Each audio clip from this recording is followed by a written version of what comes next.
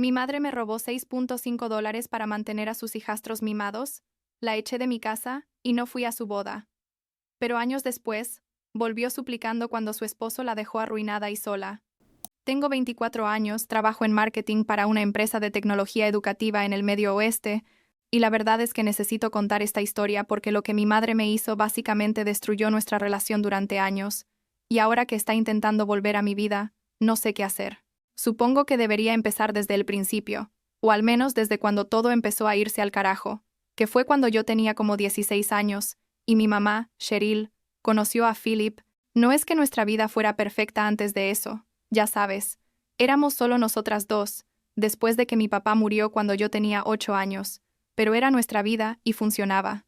Teníamos nuestra rutina, nuestras bromas internas, nuestras noches de películas los viernes, y yo pensaba que éramos felices, o al menos que éramos un equipo. ¿Me explico? Philip apareció cuando mi mamá tenía como 42 años, creo, y él venía con 2 hijos, Miranda y Shane, que tenían 14 y 12 años en ese momento. Al principio todo parecía bien, tipo, mi mamá estaba feliz, y eso era lo importante para mí, ¿no? Pero las cosas se movieron súper rápido, como en plan Philip y sus hijos se mudaron a nuestra casa en menos de 6 meses, y se casaron antes de que se cumpliera el año.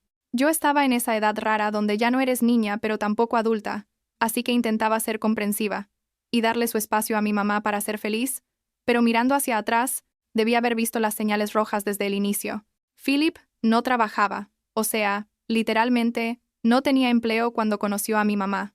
Decía que estaba entre proyectos, pero básicamente vivía de lo que mi mamá ganaba como enfermera, que no era una fortuna pero alcanzaba para vivir cómodamente cuando éramos solo 2. Las cosas empezaron a cambiar poco a poco al principio, pero luego fue como una avalancha. Miranda, la hija de Philip, era la típica niña mimada que conseguía todo lo que quería. Y Shane no era tan malo, pero definitivamente esperaba que todos lo trataran como príncipe. Mi mamá empezó a tratarlos diferente a como me trataba a mí.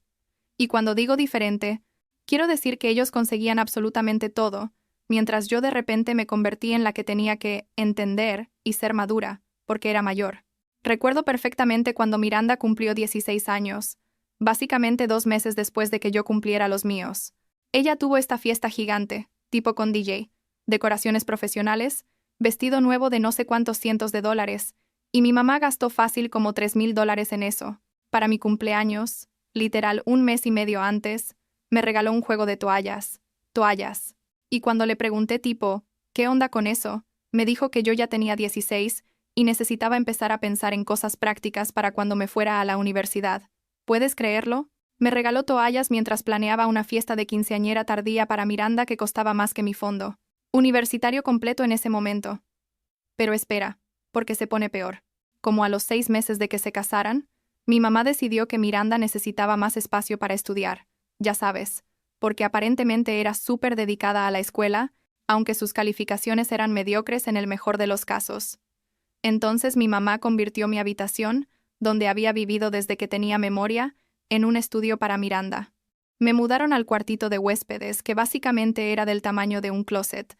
Literal apenas cabía mi cama, y un escritorio pequeño, y cuando intenté quejarme, mi mamá me dijo que solo faltaban 2 años para que me fuera a la universidad de todas formas, así que no era gran cosa. Philip se quedó ahí parado mientras ella me decía esto, con esa sonrisita que ahora sé que significaba que él había orquestado todo, y no dijo ni una palabra en mi defensa.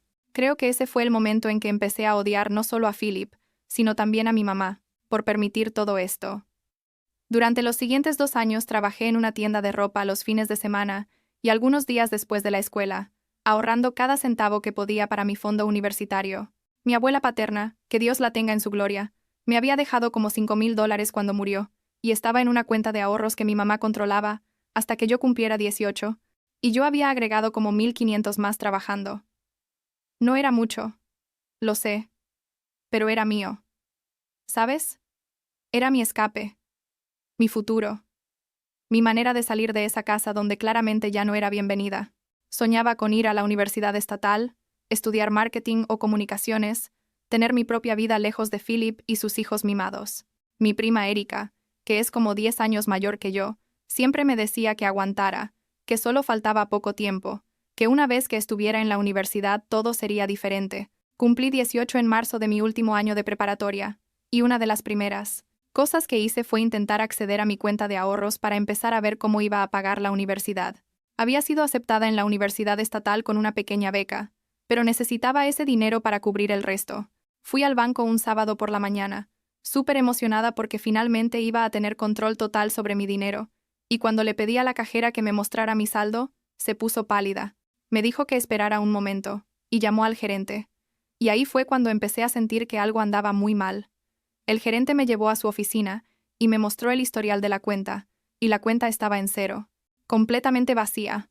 Todos los retiros habían sido hechos durante los últimos 2 años por mi mamá, cantidades que iban desde $100 hasta $1,200 en un solo retiro, y todo sumaba exactamente $6,500. Mi dinero, el dinero de mi abuela, el dinero que yo había ganado trabajando, todo se había ido. Me quedé ahí sentada, mirando esos papeles sin poder procesar lo que estaba viendo. El gerente me explicó que como mi mamá era la titular conjunta de la cuenta hasta que yo fuera mayor de edad, técnicamente ella tenía todo el derecho de hacer esos retiros, aunque obviamente no era ético. Me preguntó si quería presentar algún reporte o hablar con alguien, pero yo solo quería ir a casa y confrontar a mi mamá. Manejé de vuelta llorando tanto que casi chocó 2 veces, y cuando llegué a la casa, mi mamá estaba en la cocina preparando el almuerzo como si nada.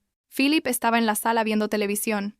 Miranda estaba arriba en lo que antes era mi habitación, y Shane estaba jugando videojuegos. Todo se veía tan normal, tan jodidamente normal, y yo estaba ahí parada con estos papeles del banco temblando en mis manos. Le pregunté a mi mamá si podíamos hablar en privado, y ella dijo que no, que lo que tuviera que decir lo podía decir frente a todos, porque ahora éramos una familia. Entonces, saqué los papeles y le pregunté dónde estaba mi dinero, y la cara que puso, Dios, nunca voy a olvidar esa cara. No fue sorpresa, no fue culpa, fue más como molestia porque la estaba confrontando. Me dijo que había usado el dinero para gastos familiares, para pagar la escuela privada de Miranda y Shane, para el equipo de fútbol de Shane, para las clases de baile de Miranda, para cosas que la familia necesitaba. Le grité que esa no era su familia, que era mi dinero, que mi abuela me lo había dejado a mí, y ella me dijo con toda la calma del mundo que todos teníamos que contribuir, que ella me había criado sola durante años, y ahora que teníamos una familia más grande, todos teníamos que hacer sacrificios. Philip se metió en la conversación y me dijo que yo era egoísta, que era una niña malcriada que no entendía cómo funcionaba una familia real, y que debería estar agradecida de que mi mamá me había permitido vivir ahí sin cobrarme renta. En la casa donde había vivido toda mi vida. Empecé a gritarle, diciéndole que él era un mantenido que vivía del dinero de mi mamá, que sus hijos eran unos mimados inútiles, y que ojalá nunca hubiera conocido a mi mamá. Mi mamá me abofeteó. Nunca, en toda mi vida, me había puesto una mano encima, pero ahí estaba, con la mano en mi cara y los ojos llenos de lágrimas, diciéndome que no le hablara así a su esposo, que me fuera a mi cuarto y que hablaríamos cuando me calmara. Llamé a mi prima Erika llorando, y ella llegó en menos de 1 hora. No sé qué le dijo a mi mamá, pero básicamente me ayudó a empacar todas mis cosas en su auto, y me fui esa misma noche.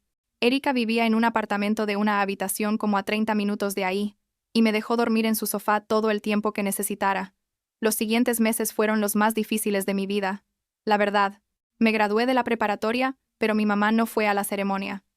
Philip convenció a todos en la familia extendida de que yo era una niña problemática que había abandonado a mi mamá, y tuve que diferir mi ingreso a la universidad porque simplemente no tenía el dinero para pagarlo. Conseguí un trabajo de tiempo completo en una cafetería y otro de medio tiempo en una tienda departamental, y básicamente trabajaba como 80 horas a la semana ahorrando cada centavo. Erika no me cobraba renta, solo me pedía que ayudara con los víveres y que limpiara el apartamento. Y honestamente, ella fue la única razón por la que no me derrumbé completamente. Me inscribí en el colegio comunitario para tomar clases básicas, 2 o 3 clases por semestre porque era lo que podía pagar mientras trabajaba, y poco a poco empecé a reconstruir mi vida. Mi tío Kenneth, el hermano de mi mamá, intentó mediar entre nosotras un par de veces, pero yo no estaba lista para hablar con ella, y ella aparentemente tampoco estaba dispuesta a admitir que había hecho algo malo.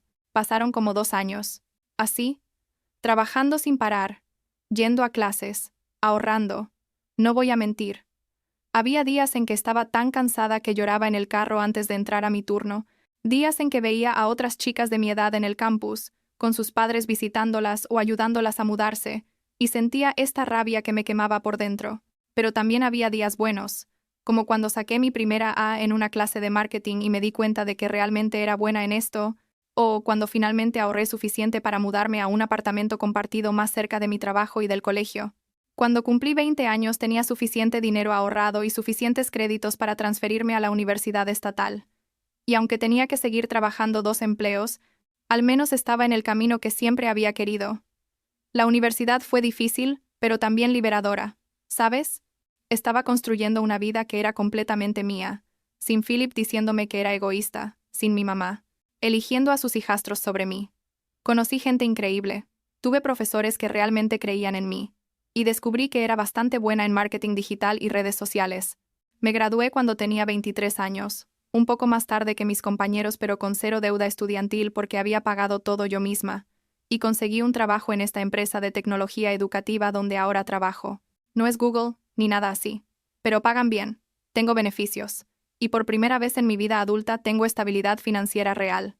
Me mudé a mi propio estudio. Hace como 8 meses. Es pequeño pero es mío. ¿Sabes? Nadie me puede decir que me tengo que mudar al cuarto de huéspedes. Nadie puede robarme mi dinero. Nadie puede hacerme sentir que no valgo nada en mi propia casa. Había tenido cero contacto con mi mamá durante todo este tiempo. Tipo, ella sabía vagamente dónde estaba por mi tío Kenneth, pero no habíamos hablado directamente en años. Honestamente pensaba que, así iban a ser las cosas para siempre, que ella había hecho su elección cuando eligió a Philip y sus hijos sobre mí, y yo había seguido adelante con mi vida. Y entonces, hace como 3 meses, mi mamá me contactó por LinkedIn de todos los lugares posibles, porque yo la había bloqueado en todo lo demás. Me mandó este mensaje largo diciendo que Miranda había conseguido un apartamento para empezar su carrera, pero que no podía pagarlo sola, y que necesitaban que yo contribuyera entre $1,000 y $1,500 mensuales para ayudarla. $1,500 al mes. Para la chica que consiguió mi habitación, que tuvo su fiesta de Suite 16, con mi dinero robado, que nunca tuvo que trabajar un día en su vida porque todo se lo daban. El mensaje decía algo así como, que ahora que yo tenía un buen trabajo, era mi turno de ayudar a la familia, que así funcionan las familias reales. Básicamente, las mismas palabras que Philip me había dicho años atrás. No le respondí por LinkedIn, pero la bloqueé ahí también, y pensé que ese era el fin de eso. Pero entonces Philip me llamó.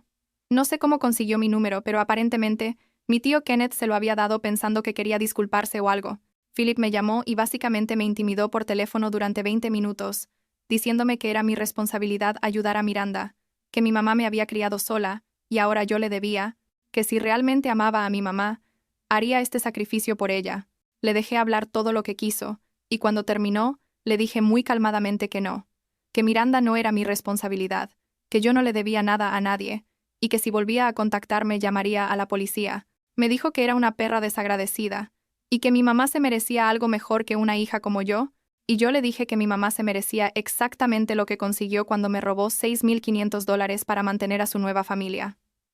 Colgué, y lo bloqueé también. Y, honestamente pensé que ahí terminaba todo de nuevo. Pero resulta que Philip le dio un ultimátum a mi mamá. Tipo, o ella encontraba la manera de pagar el apartamento de Miranda, o él se iba a ir. Y mi mamá, Dios mío, mi mamá empezó a sacar dinero de sus ahorros de retiro para mantener a esta chica de 22 años que podría perfectamente conseguir un trabajo o buscar compañeros de cuarto, como cualquier persona normal. Mi tío Kenneth me contó que mi mamá estaba básicamente destruyendo su futuro financiero, intentando mantener a Philip feliz. Y Philip, mientras tanto, seguía sin trabajar, viviendo la vida sin preocupaciones mientras mi mamá trabajaba turnos extra como enfermera para mantenerlos a todos. Y adivina qué pasó al final. Philip se fue de todas formas. Hace como 2 meses, Philip decidió que ya había exprimido todo lo que podía de mi mamá. Tomó la mitad de los ahorros que quedaban, se llevó el auto de mi mamá, que estaba a nombre de ambos, y se largó con alguna otra mujer que había conocido en línea. Miranda y Shane también se fueron con él. Básicamente dejaron a mi mamá completamente sola después de que ella sacrificó todo por ellos. Mi tío me llamó para contarme, porque pensó que yo querría saber.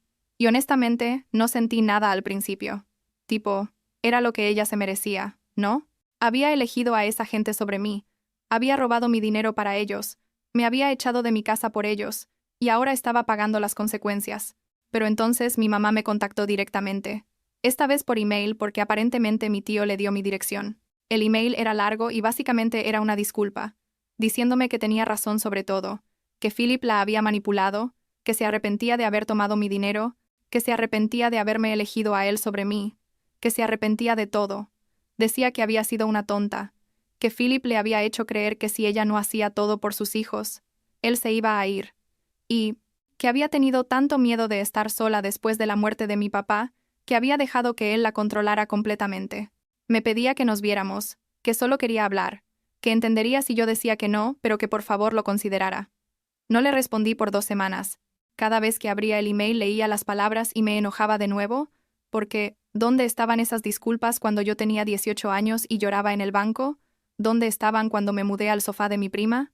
¿Dónde estaban cuando trabajaba 80 horas a la semana para pagar el colegio? Pero también, y odio admitir esto, una parte de mí quería ver a mi mamá. Quería escucharla admitir en persona todo lo que había hecho. Quería que me viera y se diera cuenta de que había sobrevivido sin ella, que había prosperado sin ella. Finalmente accedí a encontrarnos en una cafetería neutral, no cerca de ninguna de nuestras casas, solo un lugar público donde yo podría irme cuando quisiera. Fue la semana pasada. Llegué 15 minutos antes porque quería estar sentada primero, quería tener el control de la situación, y cuando ella llegó casi no la reconocí. Se veía mucho mayor. Tenía como 50 años, pero parecía de 60, con el pelo canoso que no se molestaba en teñir, y estas arrugas profundas alrededor de los ojos que no estaban ahí la última vez que la vi.